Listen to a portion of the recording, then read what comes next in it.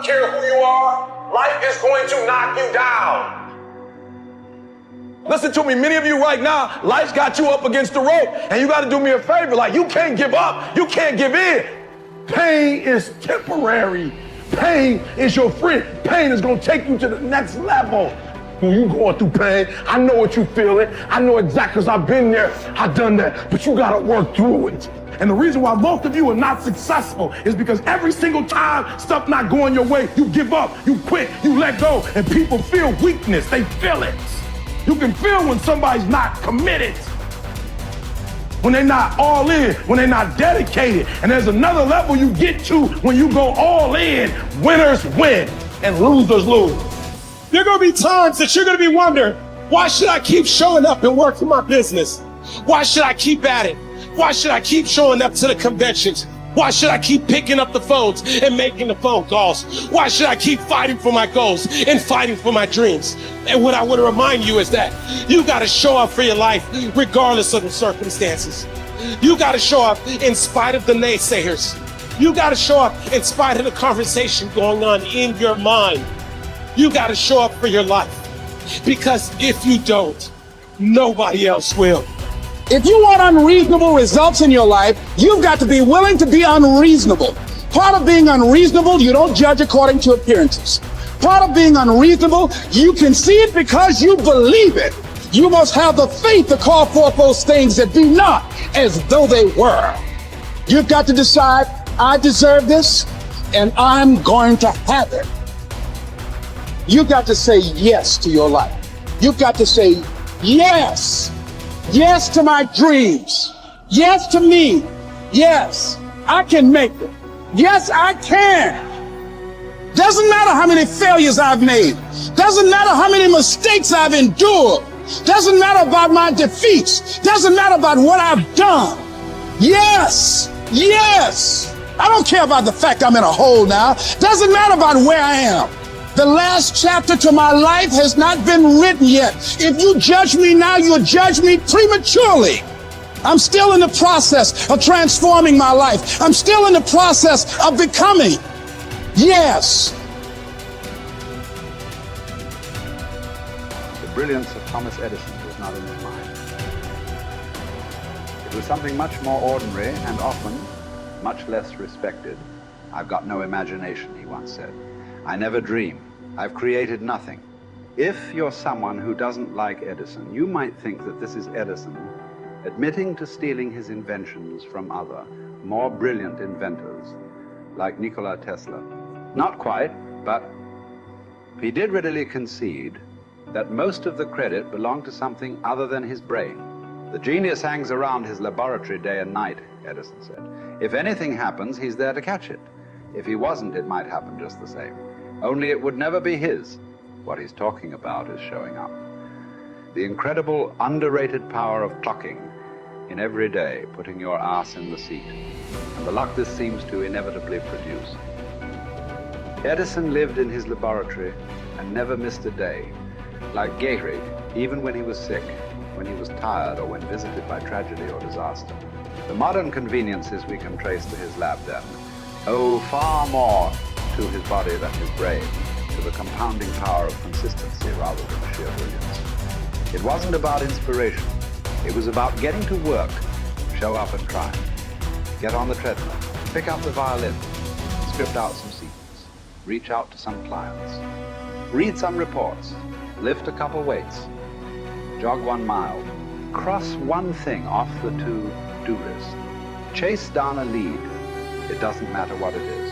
All aspects of our life benefit from this circumscribed kind of wisdom. Just as long as you do something every day, that is the important thing. Show up.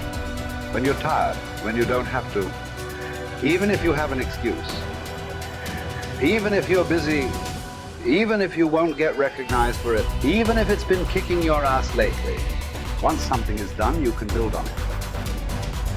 Once you get started, momentum can grow. When you show up, you can get lucky. Is this still hard? Yes. But the good news is that because it's hard, most people don't do it. They don't show up. They can't even do one tiny thing a day. So yes, you're alone out there on the track in the rain. You're the only one responding on Christmas. But having the lead is, by definition, a little lonely. This is also why it's quiet in the morning. You have the opportunities all to yourself. Don't worry about setting any records. Just report for duty. No excuses. And here's the irony. This is also a way to break records. Consistency is a superpower. Day to day, willpower is incredibly rare. Lowell Gettrig was a solid position player and a good hitter. But his success really was rooted in the fact that he didn't miss many days of work. It's quite likely that had he continued at his normal pace and not been stricken with R's, that he would have put up career numbers that surpassed Babe Ruth. Gettrig wasn't just able to show up despite injuries and fatigue. He also had to push through ennui, doubt, and just plain not feeling it. He had slumps like we all do, but he also understood what they meant. As a minor leaguer, he had struggled at the plate and thought about quitting. The Yankees' owner sent down a scout to walk Gehrig through the very basic math of a batting average. A good hitter hits 300, and hitting 350 is terrific. Hitting 400 is almost unheard of. What does that translate to? Missing on 6 tries out of 10. A hitter can also go days, weeks without touching the ball. That's what the scout told him. The most important thing a young ball player can learn is that he can't be good every day. You don't have to always be amazing. You do always have to show up. What matters is sticking around for the next at-bat. The ability to do that, coupled with the ability to endure what John Steinbeck called dawdly days while writing Easter Eve. Those days when everything seems out of whack, when you're just not feeling it, when the distractions won't stop, is the first step to greatness, literally. You cannot be great without the self-discipline to do that. One thing a day adds up. Each day adds up. But the numbers are only interesting if they accumulate in large quantities. You guys that are just getting started, you're not going to start right here. You're going to start down there, probably in another city, another town. I grew up in Lake Charles, Louisiana, no money, raised by a single mother. I was in debt at 25 years old. First thing that I had to do in my life was not learn a new skill. First thing I had to do to get my life moving in the right direction was self-development. It is vital. It was vital for me that I improved myself and I could start depending upon me. I had to show up every day with some rituals, some disciplines, and start getting myself to trust me, not trust others, but trust myself to do the right thing every day. One of the things that I started doing was beating the sun up every morning. I'm going to beat that sun up every morning so that I have the discipline and the control over my life. So I knew, hey, before that thing pops, I'm going to pop. I'm going to get out of bed, depend on myself, get up at the same time every day. And for me, that time, regardless of where I was beat that sun up. No matter where I am, I'm going to beat that thing up. So it gives me a sense of control over my own life. Second thing,